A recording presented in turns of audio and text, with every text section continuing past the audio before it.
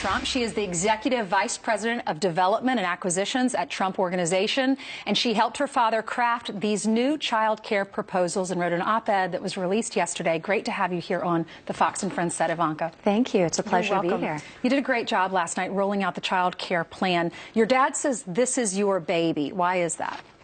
Well, my father is actually being modest in this regard. While I take tremendous pride in it, and it's an extension of my personal priorities. I've long advocated for professional women my whole professional career. My father has also employed thousands of women throughout his life, and he understands their needs, and he recognizes the challenges with our broken child care system, and he wants to propose innovative new solutions to those challenges. So child care currently is too expensive.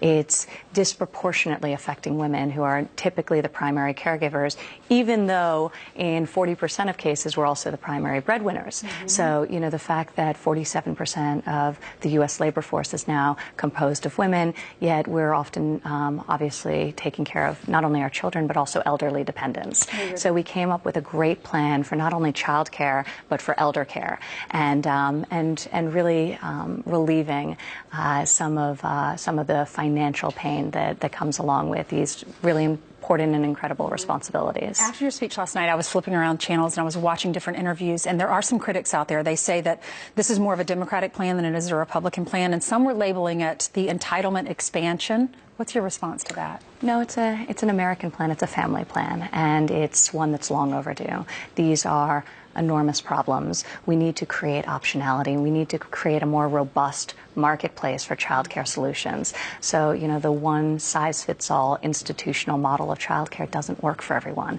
If you live in rural communities, you won't have access to that type of childcare. So, you know, reducing regulations to create a more dynamic marketplace will bring down the cost of childcare. Plus, enabling people, we propose for the first time to open dependent care savings accounts, which people can add pre-tax dollars to that they can use to either help their children with either childcare or after-school enrichment activities, and that appreciates tax-free, or they can create a dependent care savings account for an elderly dependent that they're looking after. So, you know, we really have to tackle the issue of wage disparity in this country, and now, even more so than gender, motherhood is the driver of the difference between wages between men and women. You know, you have 3 children. You had your last baby about the same time I did. I cannot believe that some companies do not have paid maternity leave. I don't know what woman that can just have a baby and then not get a paycheck. Most women can't afford that.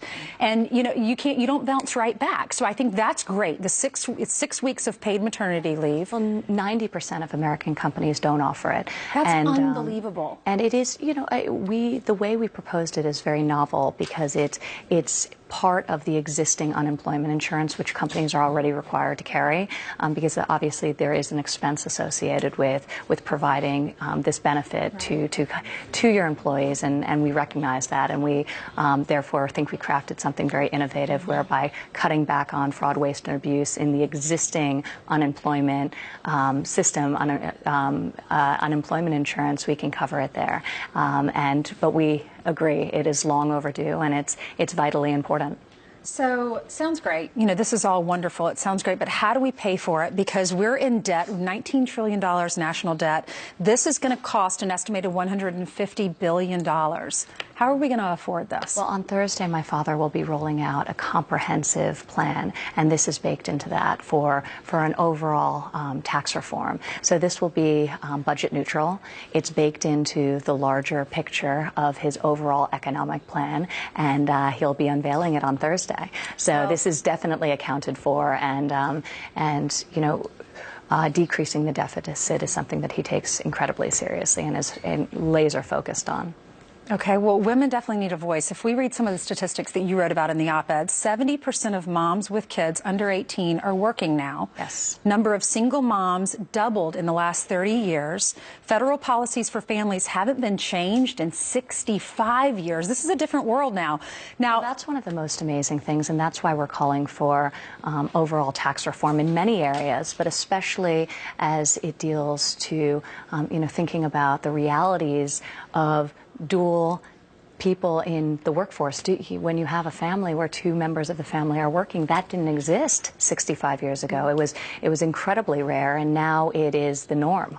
So we need to update our policies and our laws to really address the composition of the new American family, how we're working, how we're living. It's going to be interesting to see what the polls look like after your speech last night and after rolling out this plan, because before you spoke last night, 53% of women are supporting Hillary, 38% are supporting your dad. What is your dad going to do to try to get more women voters? Well, I think my father's talking about issues that male voters care about and female voters care about, which are security, jobs. These are his top priorities, thinking bigger picture about the needs of the country, not just one specific gender, but of everyone. But I do think that, recognizing that there have to be special considerations to updating antiquated laws that don't address the realities we're sitting here and talking about today, and he is very focused on them. And I think he's in a unique position to deal with these issues because as an employer, he sees the challenge for his female employees, and he's very close to it, and he understands, and he now is in a position to provide solutions on a much broader scale than just within the context of our own businesses. So, I think the best thing my father does is really just gets out and talks to people, meets with people, hears from them. He's incredibly empathetic. He has a lot of compassion, and just going around the country and bringing his message directly to the people is the most effective, and I think the polls are showing exactly that. We saw last night he was holding up the baby. Yes. And we saw him hugging, kissing veterans a few weeks ago. Look at him. There he is last night holding up the baby. You have 3 babies at home. He's a grandfather. Tell me some stories. What's he like, and what do the kids call him? He's an incredible grandfather, and my kids love him. They call him Grandpa, but we spend a lot of time together, particularly on the weekends and obviously family holidays. So my little daughter loves to tag around with him while he walks his jobs, which is something that I did when I was a little kid. So the other day we were actually walking down a New York City street, and she pointed out a pothole to me. You told me that. Did I tell you that? Oh my gosh, it was amazing. So she's internalizing all of this, and last night she was very proud. I almost brought her to the speech. Yeah. I really wanted to, but ultimately it would have been too late of a night. But she watched it with my older son and my husband, and they were clapping. After I was done, she's so used to seeing her grandfather on TV that now she wants to watch Doc McStuffins instead. She's like enough of it. Yeah, but she really enjoyed me. So that's great. So she was clapping. I got the video and everything. All right, so I got to ask you, because so many people, your dad is relatable among the blue-collar individuals, even though he's a millionaire. Some say billionaire. I don't know exactly how much he's worth. But he's relatable to the average American person, can go into any room and shake hands and people like him. How do you let your hair down? Well, I think I don't have a lot of time to do that these days, but you're running a business, the you have time 3 kids. when I'm really in my element is just when I'm at home with my husband and my children. So on the weekends. So I literally let my hair down, no makeup, no anything, and it's really about focus time with my kids and with my family. That's great. So for me, outside of running my business, running the Trump Organization alongside my adult siblings, obviously this campaign, which is so incredible and important, it doesn't give me a lot of time around the edges. So my priority is obviously being with my family. I want to ask you, too, about your husband, because it's every girl's dream for her dad and her husband to really get along, and they seem so close. I know they're incredibly close. Yes.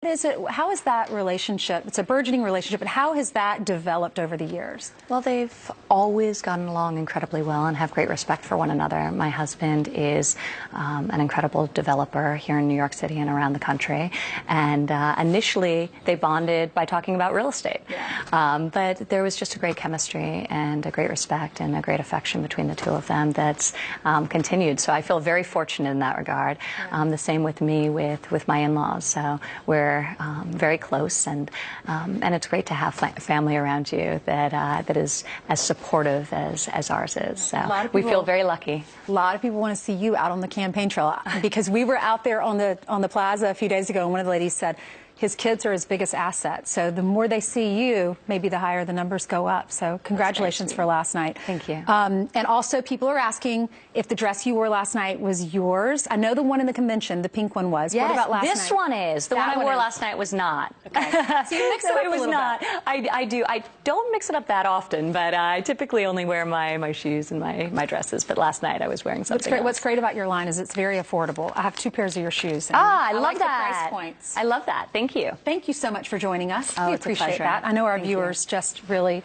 love hearing from you. So thank you for being here, waking up early for us. Thank you. All right, Steve, over to you. All right. Thank you very much, Ainsley. Ivanka, great interview. All right, coming up on this Wednesday, 3 officers blatantly targeted in an Arizona parking lot. Oh, my goodness, look at that. But what the driver didn't count on was their ability to get back up and take him down. A live report from Phoenix next. And she's the 21-year-old college student who just became